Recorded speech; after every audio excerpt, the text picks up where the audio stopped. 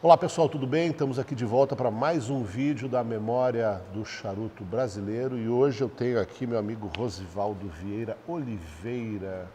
Bem-vindo, Rosivaldo. Obrigado aí pela oportunidade de a gente bater um papo aí, contar um pouco a tua história.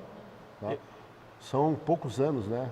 A gente está fazendo a conta, 34 aninhos. Eu comecei com 19 anos, já estou com 53. Não precisa, essa parte não precisa revelar, a gente vai editar depois, vai cortar ali. Me diz uma coisa, você começou aonde? Qual foi a primeira empresa? Bom, quando eu comecei foi na fábrica de charuto Pimentel, em Muritiba. Eu estava começando a trabalhar, né, 18 anos, carteira assinada, procurando trabalho ali, trabalho cá, e consegui uma vaga lá na fábrica de charuto Pimentel. E de 19 anos para cá, eu passei por várias fábricas aí, porque foram surgindo oportunidades. A Suerdic chegou depois, comprou a Pimentel. Pô, mas vamos voltar no tempo, que a ideia exatamente desses vídeos é um resgate da memória do charuto aqui no Brasil. E Pimentel, poxa, tem muita gente aí que está assistindo que nunca ouviu falar. O que era Pimentel? De quem era o proprietário da Pimentel? Quais os formatos que a Pimentel tinha? Pois então, Pimentel funcionava em Muritiba, fica a mais ou menos 18 quilômetros aqui de Cruz das Almas. É também uma cidade aqui do Recôncavo, que só tinha essa fábrica de charuto, tinha até mais alguns fabricozinhos de charuto. A Pimentel o dono da Pimentel era Carlinho Pimentel, que estava dando continuidade ao trabalho do pai. E lá a gente fabricava várias bitolas de charuto, tinha a linha que era somente de exportação, tinha a linha do mercado nacional, tinha as linhas do mercado nacional popular, que era o Pimentel número 1, Pimentel número 2, Pimentel número 3, Pimentel Filho. Tinha charutos similares, né, como o Puro Baiano era similar ao Pimentel número 2, e aí por diante. Mas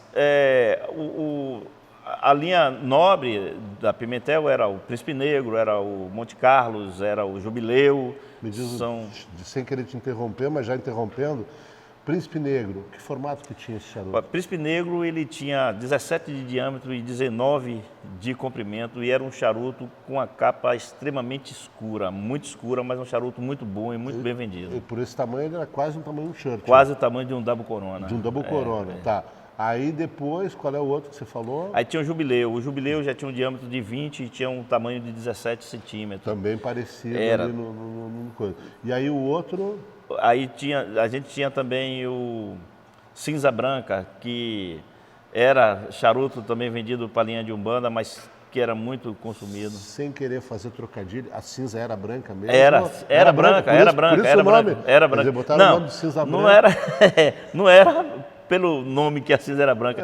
Mas naquela época a gente tinha uma das variedades de tabaco que a gente usava e era muito usado, era o Mata Fina. Hoje você não encontra mais aquele Mata Fina original, que o Mata Fina ele era um charuto, um fumo muito bom para enchimento e para capote, mas ele não tinha um acabamento muito bom para capa. Então a gente não conseguia, o que conseguia de capa era muito pouco, mas era feita essa seleção para que fosse feita aquela bitola de charuto. Entendi.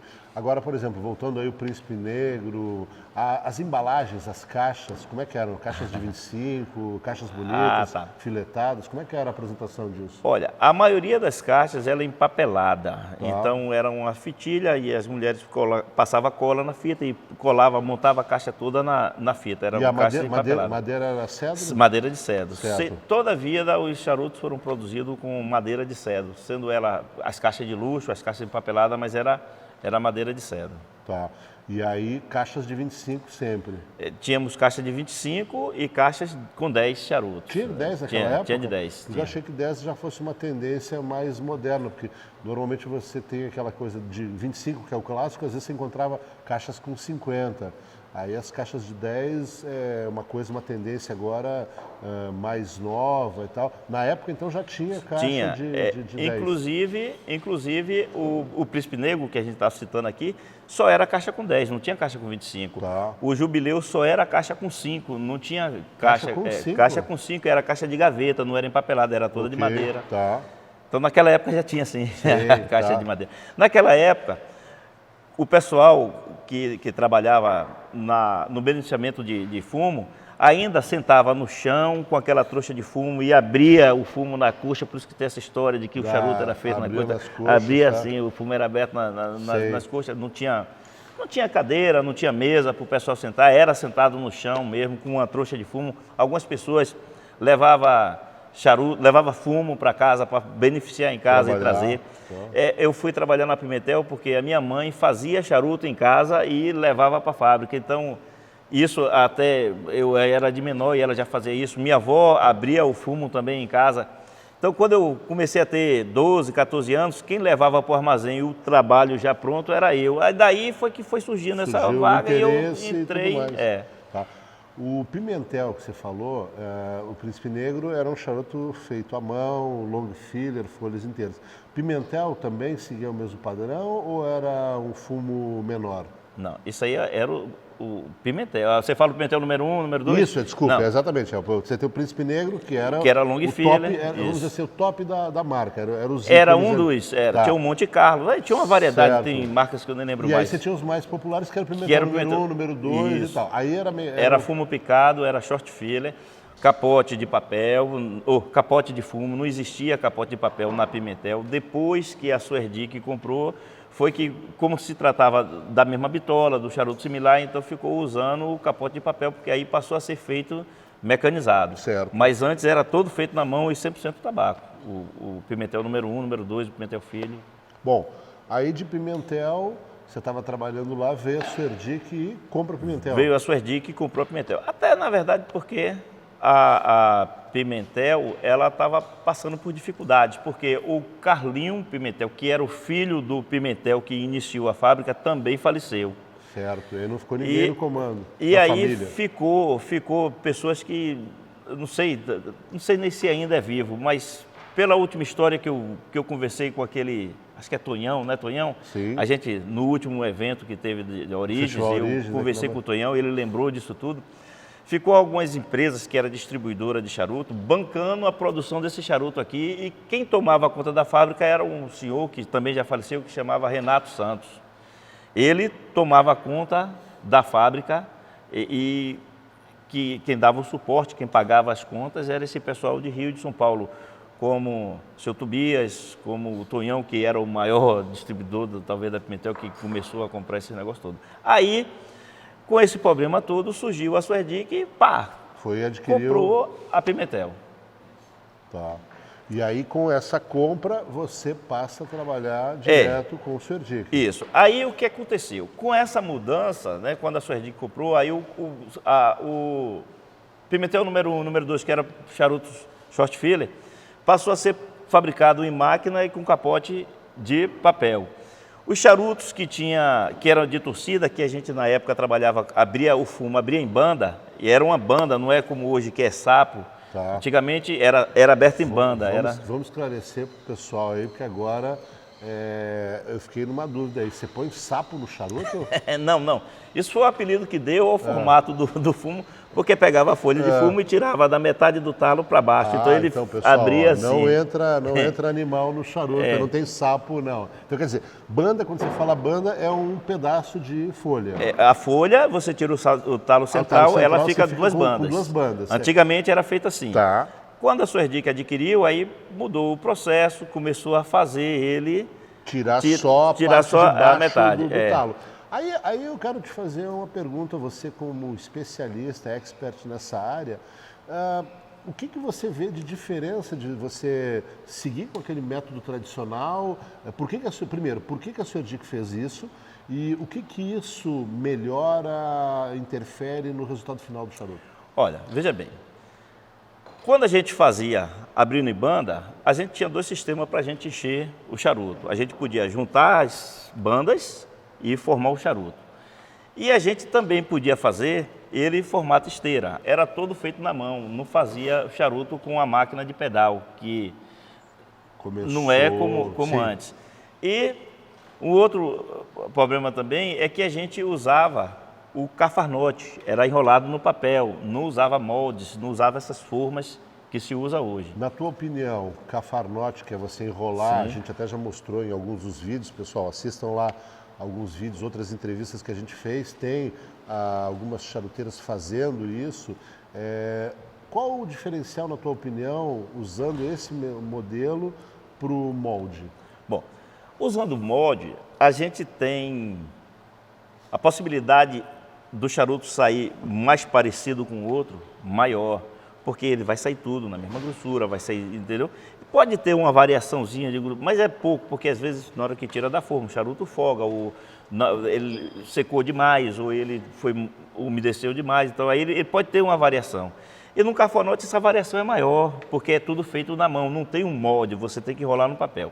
Outra coisa também é que a produção aumenta você usando a forma, então você consegue produzir mais, porque o tempo que a pessoa vai enrolar no papel vai fazer o charuto. E no cafanote você tem que enrolar no papel, e na forma você fez ali, jogou, na forma está pronto. Então quer dizer, na realidade a gente pode até dizer que não tem uma diferença sensorial no charuto, é muito mais uma questão de produção e quem está no comando define qual estilo vai fazer. Isso, esse é o diferencial que você tem de um para o outro. Você falou de máquina de pedal, isso a gente encontra em algumas produtoras aqui na região. Desde que você começou lá na Pimentel, já tinha essa máquina de pedal? Não. A gente sempre... A máquina de pedal existia, mas existia para fazer o charuto de mistura, o charuto de fumo picado, o charuto short filler. Ok. Porque ela acelerava a produção. E o charuto de mistura era um charuto mais barato, era um charuto popular. E o charuto, o nobre, o charuto fino, era feito na mão e enrolado no cafanote. Mas também não tinha problema de reclamação de um estar um pouquinho mais grosso ou não tá. Hoje existe uma qualidade, exigência é maior. O nível de exigência também é maior. Até porque o produto também, o valor, se você for pegar o valor lá de trás e corrigir, ele é bem inferior do valor que você vende no charuto hoje em dia, né? Teve aí esse aprimoramento e tudo mais que acabou fazendo com que o charuto também subisse um pouco o valor, né? Agora eu vou lhe ser sincero, né? Eu preferia trabalhar da forma antiga, porque da forma antiga você tem mais amor no charuto, você tem mais dedicação no charuto. E é como eu falei, ali você está fazendo uma coisa artesanal, está fazendo de um a um, só que na hora que você vai ver o nível, o padrão de exigência que tem hoje no mercado, você fazer na mão vai diminuir o valor dele. Exato, né? Porque... E a demanda também, né? Você tem um aumento hoje de consumo maior para os prêmios cigarros e tudo mais. Agora... mas eu vou te dizer uma coisa. Na mão a mulher conseguia fazer 300 charutos. Uma enchia 300, outra capeava 300.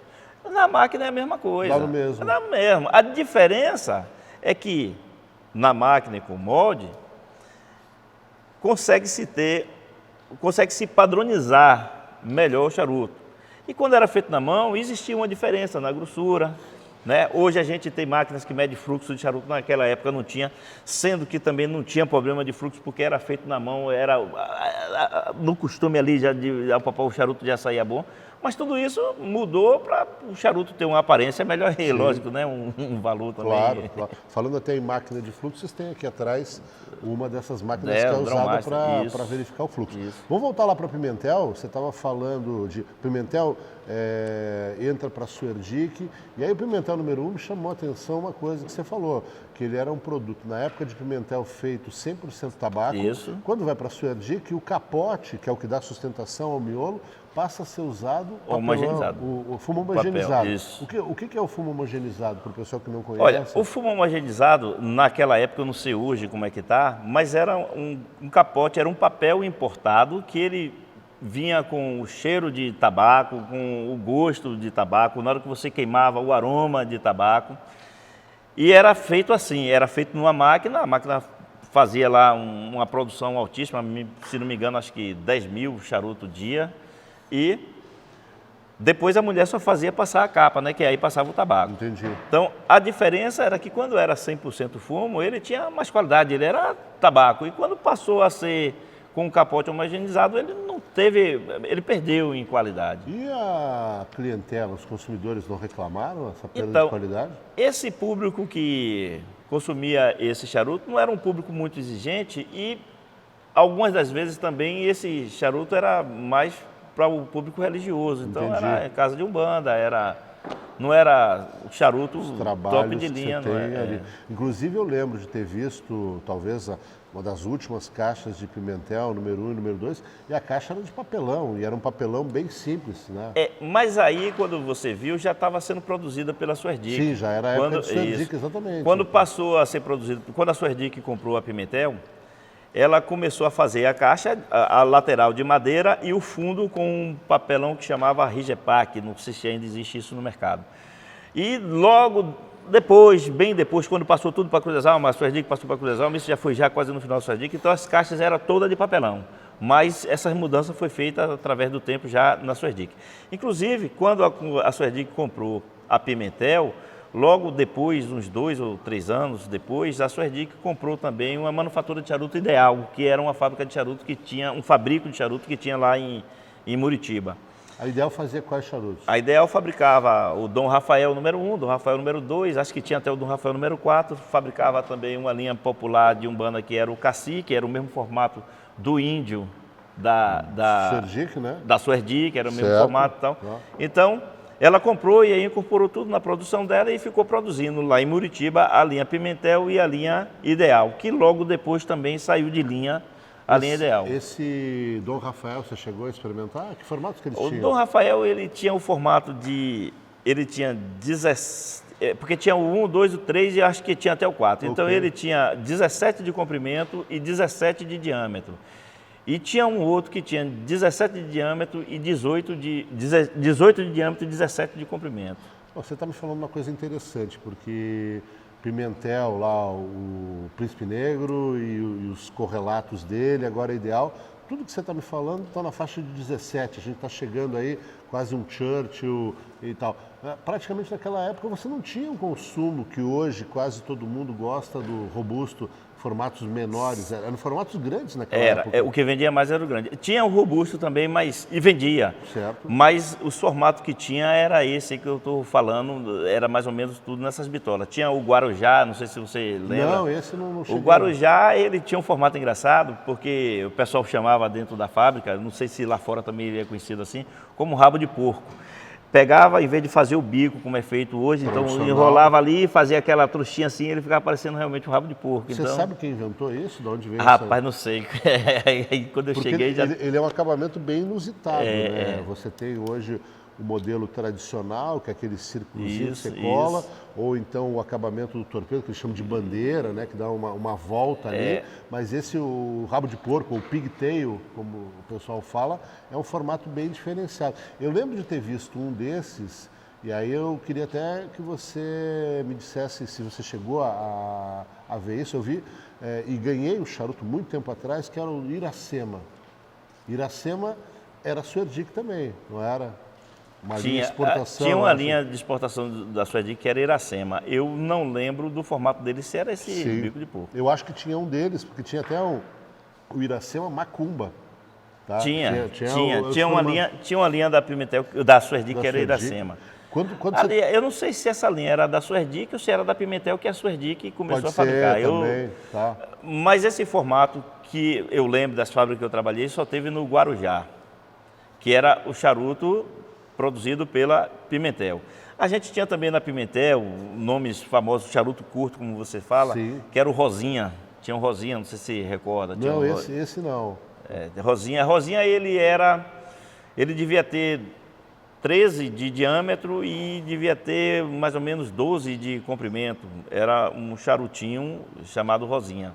Tinha o Paquetá, rapaz, aí tem um cara, lembrando assim. De Suerdic, o que você lembra de... Suerdic teve uma... Você lembra quantos charutos a Suerdic tinha em linha no período que você estava lá? Rapaz, a gente tinha... Porque a Suerdic tinha em linha, eu não vou falar em bitola. A Suerdic produzia a linha Suerdic, produzia a linha Pimentel, produziu a linha Dom Pepe, que foi... A última. Isso. Não, o Dom Pepe acho que foi para o mercado nacional. Começou originalmente em 95, que eu cheguei a trabalhar um período com eles, e ele foi lançado na RTDA, que é hoje a IPCPR, que é uma feira de charutos, e a gente fez o lançamento em 1995. Então ela foi focada, foi desenhada para o mercado exterior, aí acabou não tendo muito sucesso, e aí voltou e aí entrou no mercado nacional. Tá? Que aí era uma linha de, se não me falha a memória, 4 formatos.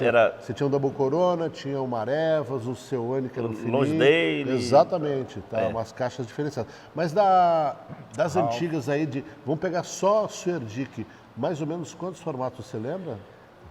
Formato devia ter uns 10 formatos, né, que são as bitolas de charuto. Agora, como ela tinha várias linhas, então se botar cada linha 10 formatos, 8 formatos, aí ia dar uma... E existia diferença também, às vezes, assim, no tamanho.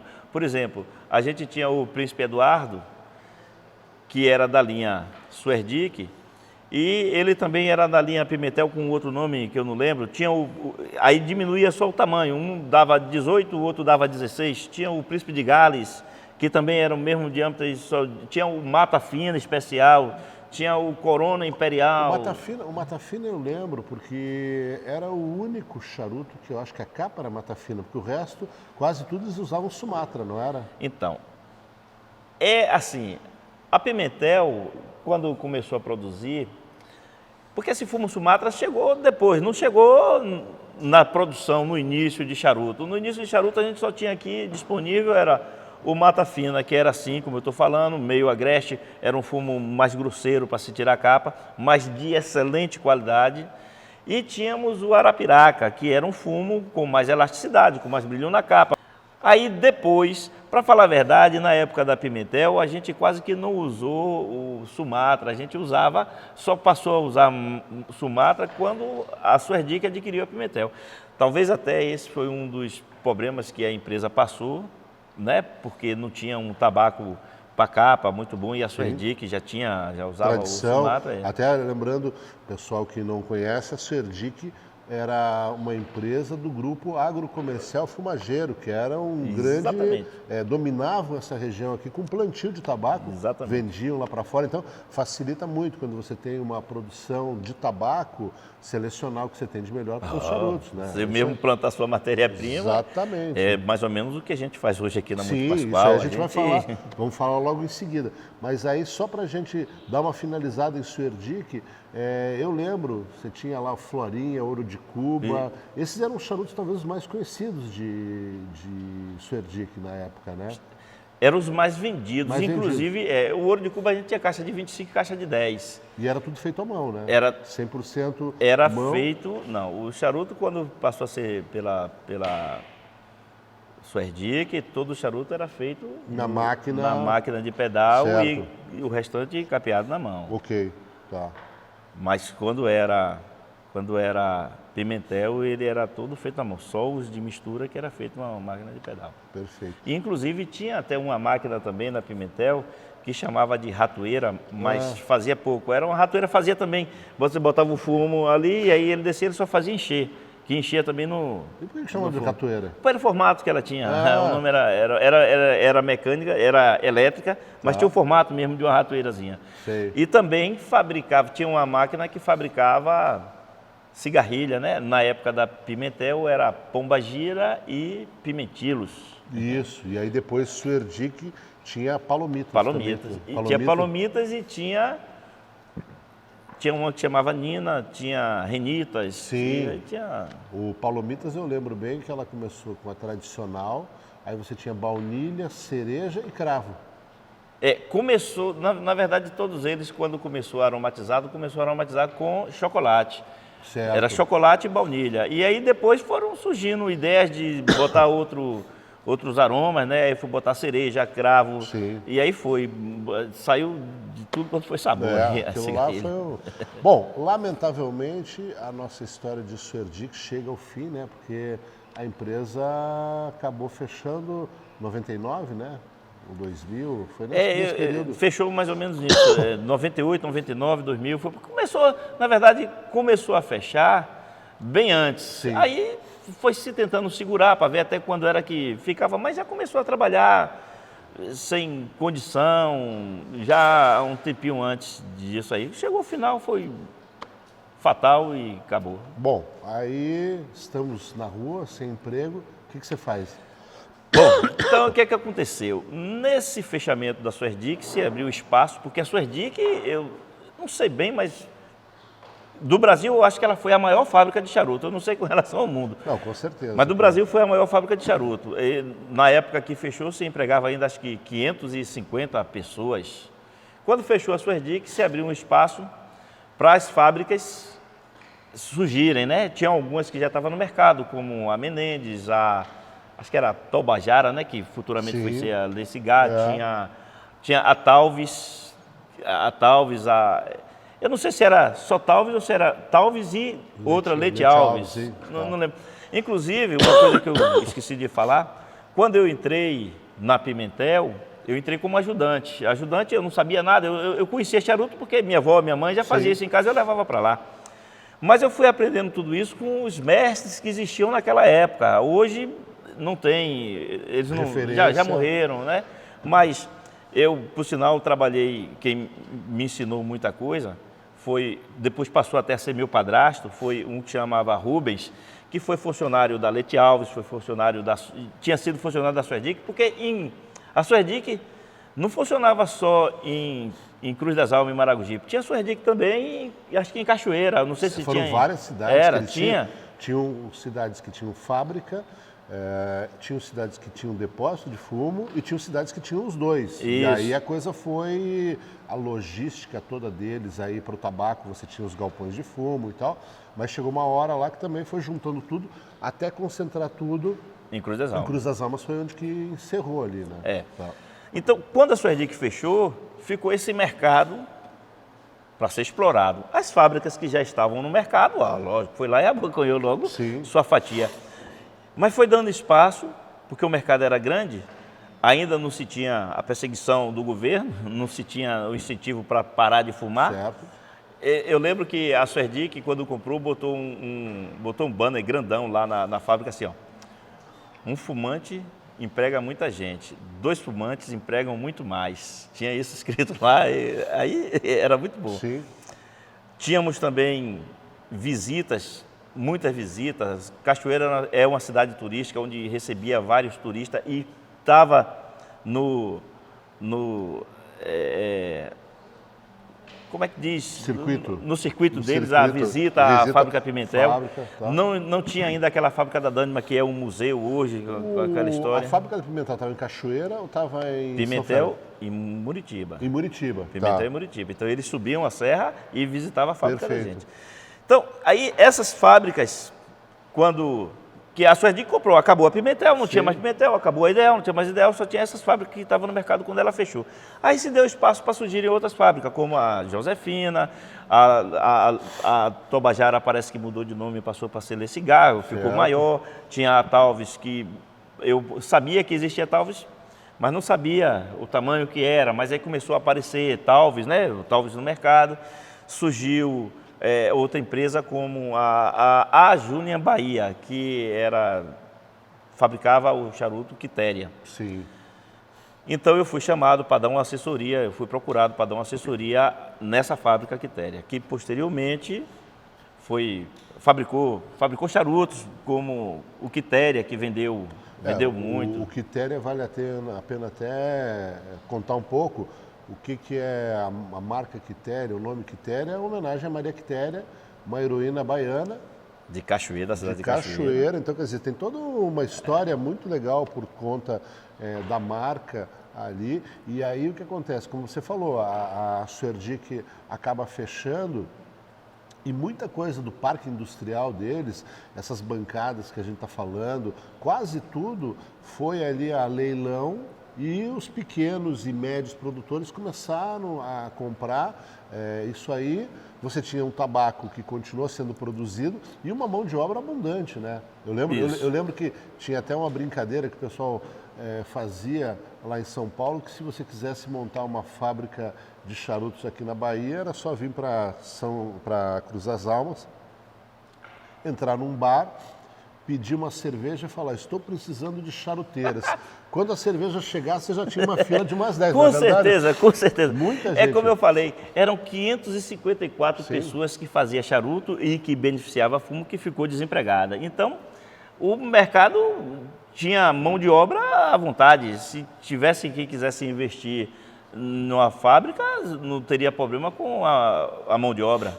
Então, se alugasse uma casa, tinha mão de obra e conseguia se comprar. As formas que era de madeira, né? Na época das suas dicas, a forma era de madeira. Hoje a gente tem uma forma que é de plástico. É um material bem resistente, muito bonita, muito boa, mas era de madeira. Então, se o cara quisesse abrir uma fábrica, tinha as formas, tinha a mão de obra, tinha as bancadas, tinha máquina de pedal, tinha matéria-prima, porque aqui na região, né? E só precisava alugar uma casa, uma garagem e começava a produzir. E aí é interessante porque você vê, exatamente aconteceu isso que você comentou. Fecha a Suerdic, você tem surgimento de Julián Bahia, você tem aí Dona Herô, você tem Josefina, você tem Angelina, você tem Sandes. Foi um período de crescimento ali que entraram pelo menos a da Mata, você tem o próprio, que a gente acabou de falar, o Le Cigar também. Então, por baixo a gente teve aí o surgimento de umas 6, 7 empresas pequenas que ficaram um período aí de quase uns 10 anos, até que veio resoluções aí de Anvisa e um monte de regulamentação e acabou fechando muita coisa, né? Você você tinha me contado antes que na Julián você entrou como consultor, né? Isso. Por quê? Foi exatamente essa situação. Alguém de São Paulo veio com uma ideia de montar um negócio, precisava de uma orientação e aí foi onde você entrou, né? Então, aí o que aconteceu? Foi criada essa Julián Bahia, produzir esse charuto Quitéria, mas tinha as pessoas que sabiam fazer o charuto, aquele negócio todo, mas não tinha ainda assim... Porque fazer o charuto... As pessoas sabiam, mas precisava se conhecer também do tabaco. Aí ele não tinha. Então ele estava tendo dificuldade em botar o charuto no mercado. Tinha algumas coisas técnicas que não estavam sendo seguidas. E ele me conheceu, aí a gente foi lá, conversou, eu fiz algumas amostras, fui ver fumo para ele e tal. E ele, naquela época, pediu para fazer umas amostras e queria mandar para 12 países. Dos 12 países, 9 ele conseguiu vender, que ele não conseguia vender para ninguém. E daí ele, não, vamos sentar, vamos conversar, e aí eu continuei dando essa assessoria para ele. E nisso a gente lançou no mercado um charuto que a gente fabricava, não era nosso, a gente fabricava para os donos, que era o Caravela, não sei se você lembra do Caravela. Então o Caravela foi a menina dos olhos, o Caravela vendeu e conseguiu um preço estúpido nele, era alto, era caixa cara. Muito bonito, tudo a anilha também muito bonita. Tudo era. Aí a gente conseguiu fazer também o Aristocratas, conseguiu fazer também o Delectados, né? Sim. E nesse tempo a fábrica funcionou, daqui a pouco teve dificuldades com alguns países que estavam comprando, entrou no mercado comum europeu e ficou inviável por causa das taxas e tal, aí se deixou de produzir esses que vendia para fora. Todos esses charutos ficou pouco tempo no mercado porque logo em seguida foi tendo esses... o governo, né, foi apertando, foi tendo aquela campanha para acabar com o plantio de tabaco e tal. Mais um monte de coisa. E aí fui obrigando a colocar aquelas imagens bonitinhas na caixa, né? Então, marmata, aquela que vem dentro do vidro, ali tem várias... Então, e foi desestimulando o fumante, foi taxando mais as empresas, né? Rapaz, eu digo que para o que era a produção de charuto, hoje a gente produz talvez 5% do que era produzido naquela época. Mas é um mercado que está mudando, você vê que hoje a gente tem um grupo novo aí de fumadores chegando, pessoal na faixa etária aí de 25 a 35, está mudando um pouco o cenário, tá? Vamos agora chegar a Tabacos Mata Fina, conta a história aí, como é que você chegou aqui? Pois então, aí quando a Julián Bahia começou a diminuir suas vendas, aquele negócio todo, a gente conheceu um empresário paulista, né? Era o Lorenzo Ross, ele tinha interesse em ingressar no ramo de tabaco, me conheceu, a gente conversou, ele conheceu o André Dias, que era o dono da Julián Bahia, e aí ele resolveu comprar, né, o know-how, comprar a fábrica, comprar os equipamentos que tinha, o negócio todo, me convidou para trabalhar com ele, para a gente tocar uma linha nova, uma coisa diferente que ele queria.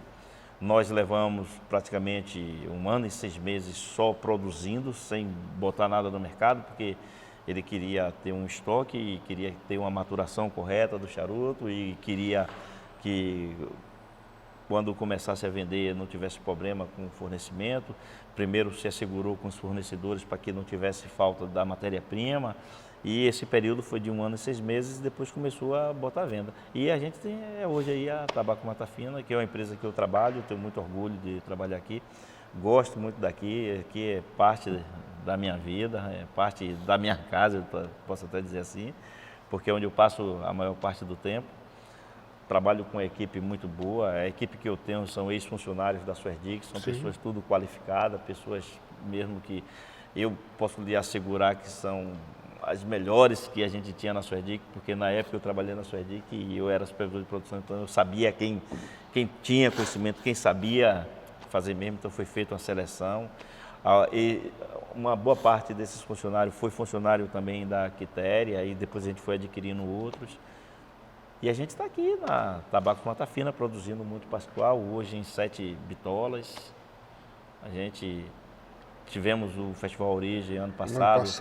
Lançamos um charuto no Festival Origem que foi o Dinamite, mas entre isso a gente lançou o Diplomata, que foi um charuto também, excepcional. Lançamos também, nos 10 anos da empresa, lançamos o Década, que também foi um charuto excelente. Depois relançamos, né, o Diplomata novamente, que terminou já acabando, não ter mais nenhuma unidade. E a gente está aí vendo o que é que o mercado quer para a gente produzir, não me acha sem vontade. Muito bom. Rosivaldo, queria te agradecer aí pelo teu tempo, pela oportunidade de ouvir essas histórias, que com certeza quem está assistindo aí vai curtir muito, reviver essas marcas que lamentavelmente já não existem mais, né? Ô César, eu que agradeço a vocês por ter me dado a oportunidade de falar um pouco do meu trabalho no charuto durante esse tempo que eu trabalhei. Eu comecei com 19 anos e gostaria que outras pessoas também pudessem nos agraciar, fazendo uma visita aqui, conhecendo. Para a gente é muito importante porque é o trabalho nosso, a gente faz com amor, a gente gosta do que a gente faz e é um prazer poder receber uma pessoa que vem querer saber sobre charuto, querer fumar, querer entender a história. Então quem agradece sou eu de todo o coração. Muito bem, obrigado aí de novo, tá? Pessoal, lembrando que a gente tem outros vídeos aí no canal Memória do Charuto Brasileiro, então se você ainda não assistiu, vai lá, dá uma olhada, curte e passa para os conhecidos, o pessoal que curte charuto, porque a gente tem que preservar essa memória. E em breve a gente se encontra em um outro vídeo.